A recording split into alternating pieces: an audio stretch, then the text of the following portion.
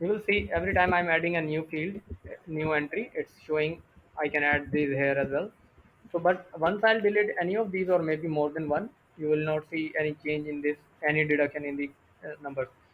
But yes, if you want to start it from the beginning, you always need to put it manually. Like if you want to put it 11, you can always manually enter in here so that it can start counting from this one. Similarly for this one, let me show you.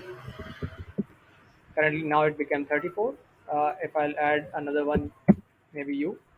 Similarly, on any of the tab, you can see if I'll add something here, you will see this 10 will raise to 11. But if I'll delete, it won't go down to 11. So yeah, that's it. Let me delete all of these two as well.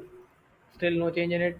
So that's it from my side. Please let me know if you have any further thing, anything else in your mind, or maybe I can help you with anything else. Thank you so much. Take care. Have a nice day ahead. Bye.